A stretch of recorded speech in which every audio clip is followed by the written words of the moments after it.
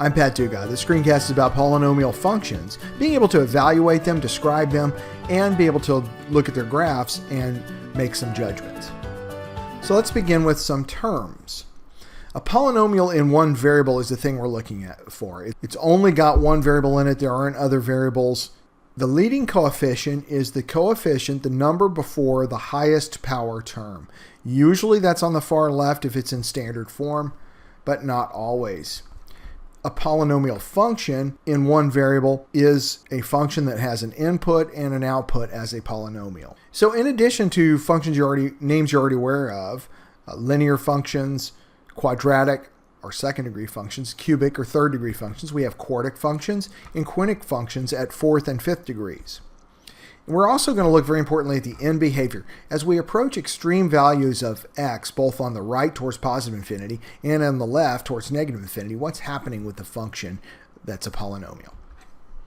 So let's look at some polynomials and describe their degrees and leading coefficients. So here's 7z to the third minus 4z squared plus z, and we're going to look and see it's a third degree term, so its degree is 3, its highest power term is 3, and that coefficient is 7. So degree is 3, leading coefficient is 7. This term with the highest degree is the most important term because it pretty much drives what's going to eventually happen with the polynomial. 3x to the fifth plus 2x squared minus 4 minus 8x to the sixth. Not in standard form. Normally we're going to have that negative 8x to the sixth term in front, but you always need to be aware of it. So your highest degree term is 6. So the degree of this polynomial is 6. It is a polynomial one variable, and its leading coefficient is negative 8. Finally, it is a polynomial, but it's not a polynomial in one variable because we have both an a variable and a b variable. So we really don't describe that in these kind of terms. We won't be dealing with polynomials like that. So let's look at an example of respiration, the breathing process. The volume of air in the lungs during a 5-second respiratory cycle of breathing in and breathing out is given by v of t, where v is the volume and t is time, equals negative 0.037 t to the third plus 0.152 t squared plus 0.173 t.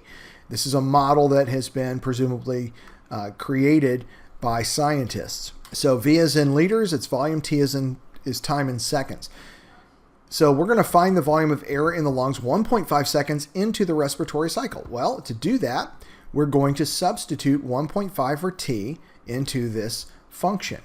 So wherever we see a t, we're going to find v of 1.5, the volume where t is equal to 1.5. So t is what we're substituting, t of 1.5. We're going to put that in 3 different places where we see a t. So that becomes negative 0.037 times 1.5 cubed plus 0.152 times 1.5 squared plus 0.173 times 1.5. And when we carefully calculate that out, v of 1.5 seconds is equal to negative 0.1249 plus 0.342 plus 0.2595. And that gives us a volume of 0.4766 liters. So at about the 1.5 second process, a typical person has about a half liter of air in their lungs. Let's look at the end behavior of polynomial functions. Now again, by end behavior, what we're talking about is as we approach inputs of extreme values, both towards positive infinity on the right for x, our input, and negative infinity on the left, what is happening with the output? So really there's kind of 2 cases. If the degree, remember that's the highest power term, that's the degree of the highest power term. If that degree is an even number, 0, 2, 4, 6, 8, then the end behavior is either going to be, the end behavior as x approaches positive infinity or negative infinity is either going to be towards positive infinity in the case of that leading coefficient being positive, or negative infinity in the case of the leading coefficient being negative. And 2 examples are given here, like y equals x squared and y equals negative x to the fourth. The reason for that is, if we're talking about an even power, it's always going to be positive on its own. And if there's a positive coefficient in front of that, we're multiplying a positive by a positive. So when x gets very large, either in the positive or negative, it's going to approach large positive values. It's not going to do anything else at the end. It's heading towards positive infinity. Similarly, if we put a negative sign in front of that even power leading term, then we're heading towards negative infinity. As x gets larger and larger to the right and to the left, the value of the function is headed towards negative infinity. And so this is the terminology we use. F of x approaches positive infinity. You're going to see this more and more as you move towards and beyond calculus. F of x approaching, that's what this little arrow means, positive infinity. As x approaches negative infinity, f of x, the output, approaches positive infinity.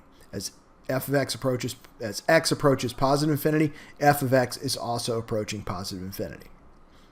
And then the opposite is happening for negative coefficient functions. Okay, so if we're talking about odd degree polynomial functions, where the highest degree term is an odd number, 1, 3, 5, 7, and so on, then the end behavior, whether it's a positive or negative leading coefficient, is opposites. So in the case of the leading coefficient being positive, as is positive x to the third, as f of x is approaching negative infinity, in other words, as we're moving to the left on this number line on x, then x is also approaching negative infinity. That's because when we take a negative number and raise it to an odd power, we're going to get a negative number. And if that number is large, we're going to get a very large negative number as output. Similarly, as x approaches positive infinity, in other words, as we're moving to the right here for our input, f of x is approaching positive infinity as well. When we take a positive number and raise it to an odd power, we're getting larger and larger and larger positive numbers. If we put a negative sign in front of the odd power term, we are reflecting or flipping this about the y-axis. And so we get the exact opposite results. As x approaches negative infinity, the function goes to positive infinity because it's doing the opposite now because of the negative sign in front. As x approaches positive infinity, in other words, as we move to the right on the number line, our outputs become approaching negative infinity. An example of this is y equals negative x to the fifth. Now, something that all four of these situations have in common, the domain is all real numbers. In polynomials, every number is possible input. We can put anything into a polynomial we want. The range is different depending on the function.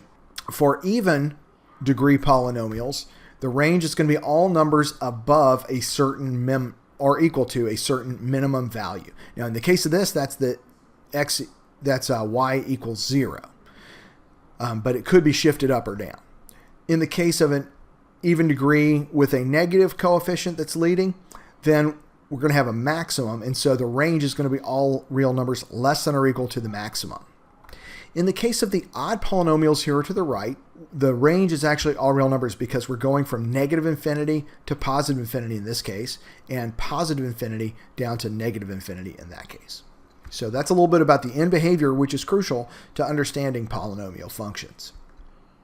Another byproduct of this is that odd degree functions will always have an odd number of real zeros. If you looked at enough of them, you could determine a pattern like that.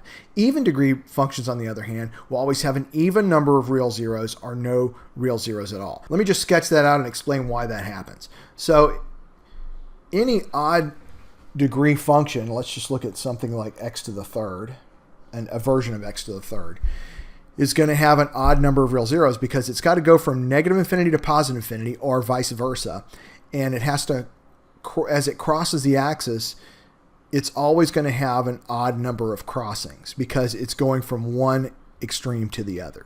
It's going to have at least one because it's got to go from either negative infinity to positive infinity or the reverse.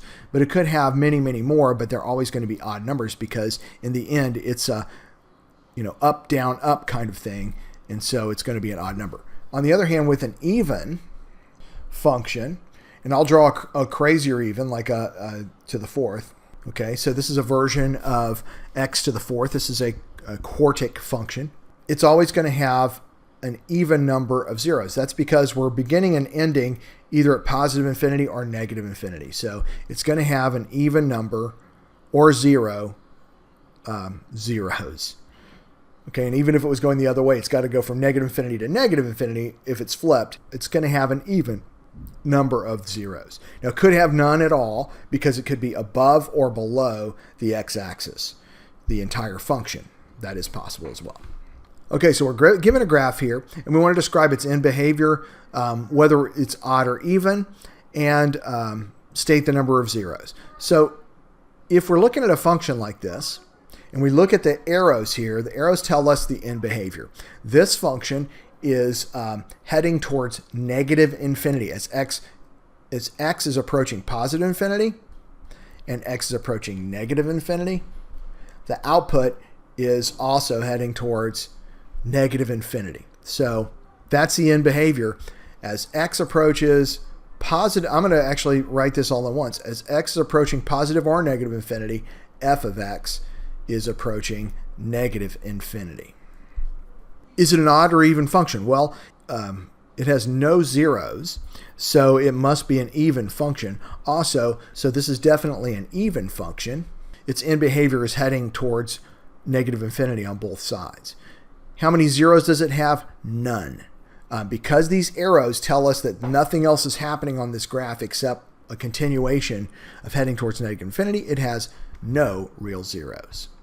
Okay, let's take a look at this one.